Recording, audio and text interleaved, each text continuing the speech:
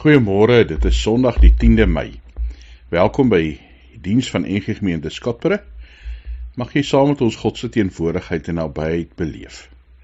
Ons teksgedeelte vir oggend is Handelinge 17, vers 22 tot 31.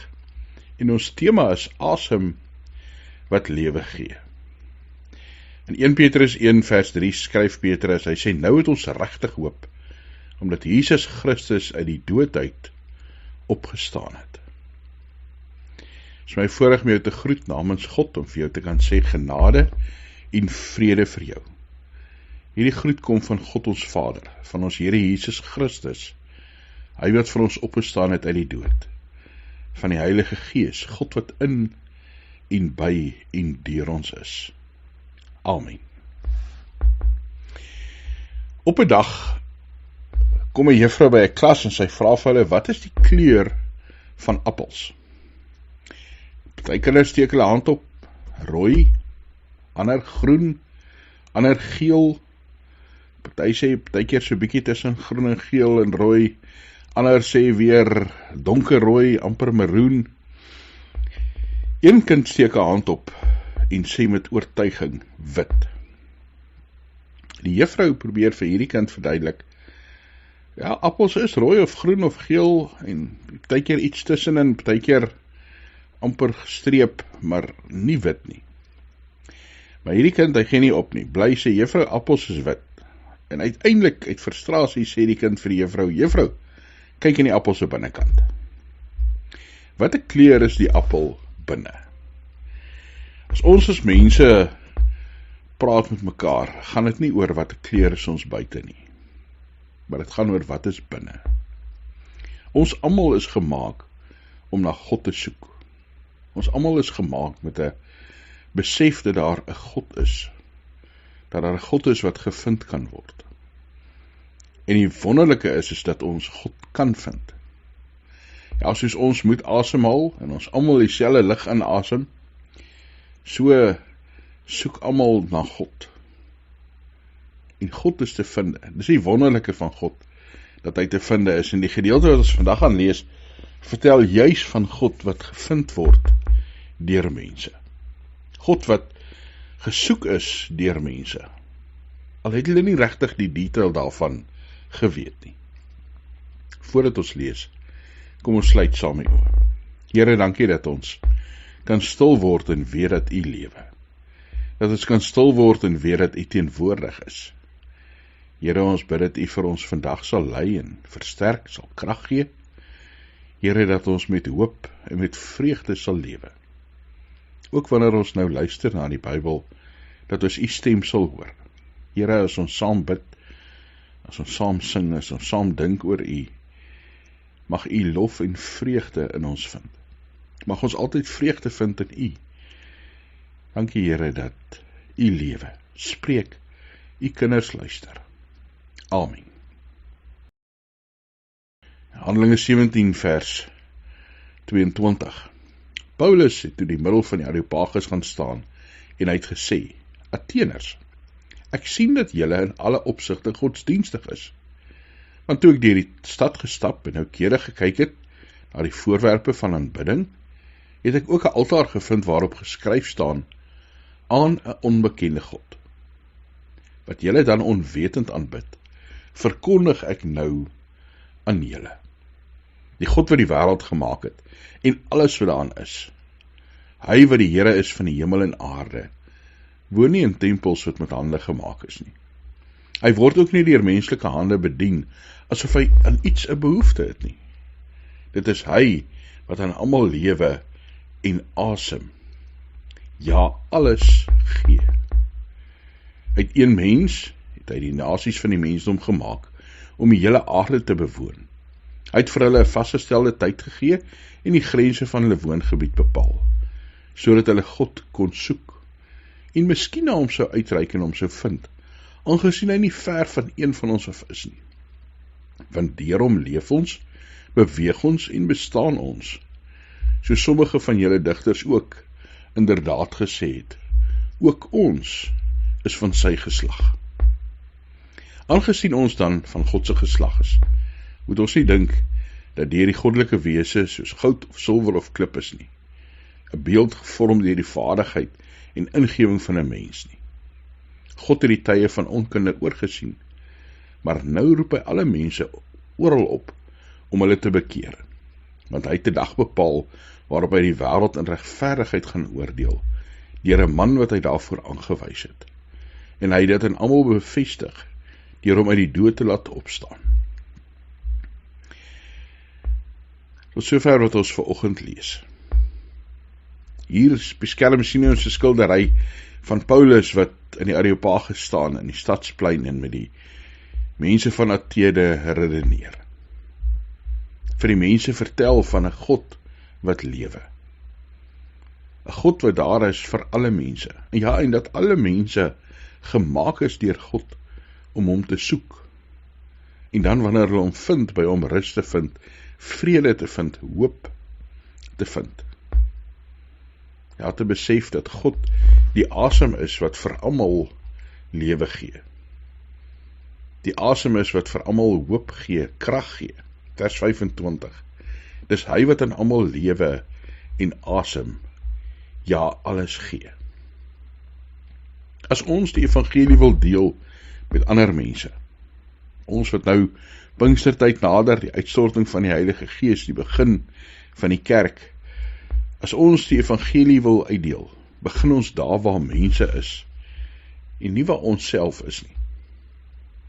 Peanut strokie, luister Linus na sy sussie Lucy wat vir hom vertel, dat sy potensiaal het as 'n evangelis. Sy sê vir Linus, ek sou 'n goeie evangelis gemaak het.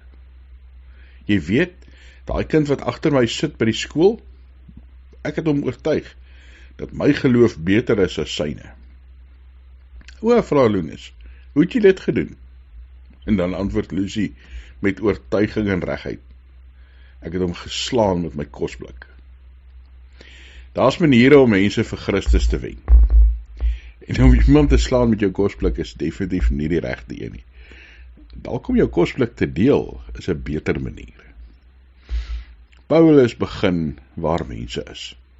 Hy begin vir hierdie mense van Athene met 'n kompliment. Hy sê vir hulle, ek sien julle is ongelooflik godsdienstig. Julle is iemand wat na gode soek en vir wie God belangrik is. En dan gee hy vir hulle die detail en sê, maar eintlik aanbid julle die regte God, julle het dit net nie geweet nie. Want hier is 'n altaar vir 'n onbekende God.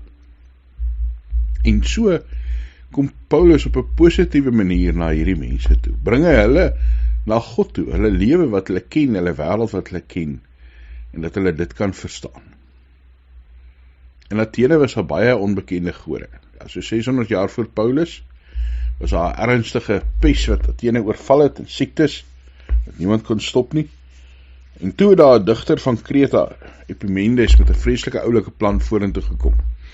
Hy het 'n kudde van swart en wit skape deur die stad gejaag en elke plek waar 'n skaap gaan lê het, dit is geoffer aan die naaste God.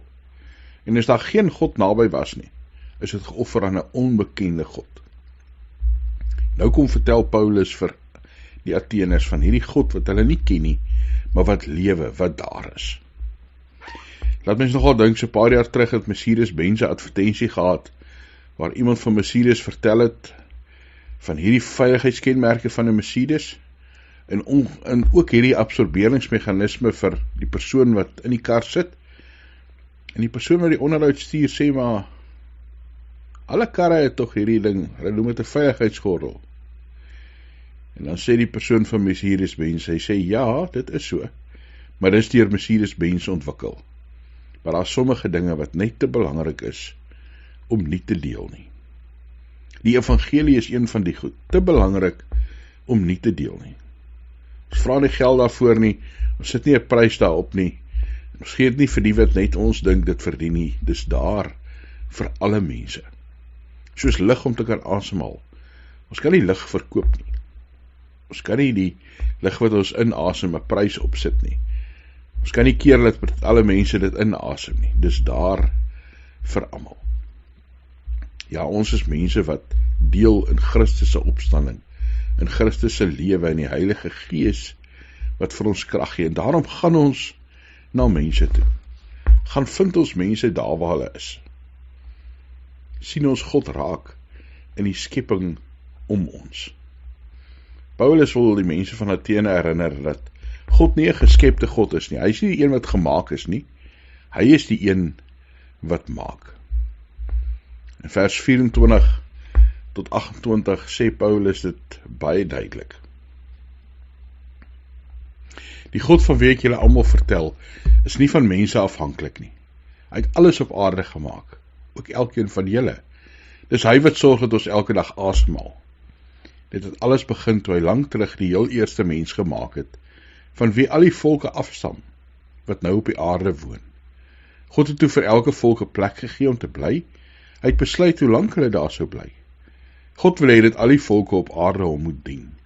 Hy wil hê dat ons almal voor hom buig.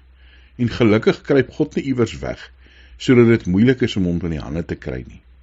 Nee, hy is naby aan ons almal. Omdat God so baie vir ons omgee, sorg hy dat elkeen elke dag leef en rondbeweeg. Ons bestaan slegs omdat hy dit so wil.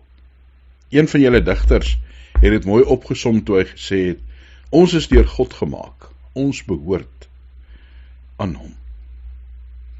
Ja, ons kan God rondom ons sien, rondom ons beleef in die skepping en weet dat hy daar is. Een wonderlike verhaal wat vertel word van 'n argitek, Christopher Wren. Hy het een van die mooiste kathedrale in Engeland gemaak, die St. Paul kathedraal, tweede grootste een in die wêreld. En Christopher Wren wat dit ontwerp het, is oorlede voor hierdie kathedraal heeltemal voltooi is. En dan is hy uiteindelik ook daar begrawe. En dan as jy sy grafsteen gaan soek, gaan jy dit nie kry nie.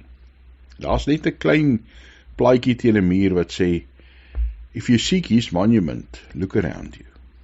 As jy sy monument soek, kyk rondom jou. As jy God soek, kyk in die natuur, jy sal hom daar raak sien. Sy grootheid, sy goedheid. Dis nie nodig om God te probeer vasvang in 'n gebou, of in 'n beeld, of in 'n boek nie. God is groter as dit. God is oral. God is daar dat mense hom kan sien. In Romeine 1 skryf Paulus, hy sê van die begin van die skepping van die wêreld af kan 'n mens uit die werke van God sien en aflei dat sy krag ewigdurend is, dat hy waarlik God is. Hoewel dit dinge is wat 'n mens nie met die oog kan sien nie. Paulus maak mense so dat hulle hom altyd soek. Mense het 'n behoefte aan God en God kan gevind word. Paulus roep ons om meer en meer onsself te verdiep in God, om te onthou dat hy die asem is wat ons inasem. Dat hy nader aan ons is as wat enige mens ooit kan wees. In Fifth Avenue, New York, is 'n predikant wat elke dag gaan stap het in die Central Park, en op 'n stadium sien hy 'n groot struik met 'n metaal etiket. En hy was in gedagte en hy sien net die struik en loop verby. Dit was in Februarie, en toe hy in April daar verby stap, toe trek hierdie struik sy aandag, want dit is oortrek met pragtige pers bloeisels. En dan gaan leer hy die etiket, vir die naam van die struik, want dit is op die etiket. Ons as mense is ook so. As ons net lewe soos die wêreld, as ons nie anders is en vir God blom nie, dan gaan mense by ons verbyloop en nie regtig belangstel nie. Ons moet 'n lewe leef wat blom vir Jesus Christus, en so trek ons mense se aandag, so word mense ingeroep om ook vir God te kom leer ken. Dan begin my en jou etiket as Christen 'n verskil maak in die wêreld, as ons blom vir Jesus. Goedheid en genade in 'n mens se lewe, dat ander mense stil staan en kennis neem. Dat ander mense wonder en kom hoor wie hy is. As ons vir Jesus volg, dan is ons tot alles in staat, sê Paulus. Want God is in Jesus, en hy is nader aan ons, as wat ons ooit kan dink. Hy vul ons, soos die asem wat ons inasem en vir ons krag gee. Ons het dit nou nie vanoggend gelees nie, maar Paulus se preek het gevolge gehad, daar waar hy was in die stad. Daar is mense wat geglo het, Daar was mense wat nie geglo het nie. Ons moet onthou, die saad van die evangelie sal val op goeie grond, harde grond, grond vol dorings. By die plekke gaan daar groei plaasvind, ander plekke nie, maar dit moet nie maak dat ons ophou getuig nie. Interessant dat 2 mense spesifiek genoem word. Dionysius, 'n lid van die Areopagus, deel van die slim en die belangrike mense van Athene, en sy vrou, en 'n vrou, Damaris. Interessant dat vrouens hier genoem word, want hulle was nie altyd so belangrik in die wêreld waar hulle geleef het nie. En tog is dit mense wat nader aan God beweeg. Ons tema sê vanoggend, asem wat jou lewe gee, en dit is wie God is. As ons naby aan God is, dan vul hy ons en gee ons nuwe lewe. Kom ons gaan leef ook so dat ander mense hierdie asem, hierdie nabyheid van God in ons en deur ons kan beleef. Here, dankie dat ons U kan ken, dat ons kan deel wees van U koninkryk, van U huisgesin, van 'n geloofsgemeenskap wat U liefhet. Here, soos ons elke dag asem nodig het, so het ons U ook nodig. Vul ons deur die Gees, deur die woord. En Here, wanneer ons gevul word met nuwe asem, mag ons 'n lewe lei wat 'n verskil maak, wat getuig van U, wat sigbaar vir ander mense vertel dat U lewe. Ja, Here, dat ons so sal blom in die wêreld, dat ons so sal aandag trek, nie om oor wie ons is en of ons oulik is nie, maar dat mense U in ons en deur ons kan leer ken. Help ons om so te getuig, dat ander U stem in ons kan hoor. Ja, Here, om te gaan waar ander mense is, om hulle te ontmoet op hulle plek. Geef ons die regte woorde, die wysheid, die insig wat ons nodig het. Dankie Here dat ons saam met mekaar kan bid en weet dat U ons gebede verhoor. Dat ons kan bid en weet dat U ons bystaan, ons krag gee. Here, ons bid vir die kerk waarvan ons deel is, dat U ons sal gebruik in Suid-Afrika, in Skotbrei waar U ons geplaas het. Here, gee vir ons elkeen die wysheid oor hoe om vir U te lewe. Dankie dat ons nood, ons vrese, ons pyn, ons siekte, ja, selfs ons opgewondenheid en ons blydskap voor U kan neerplaas.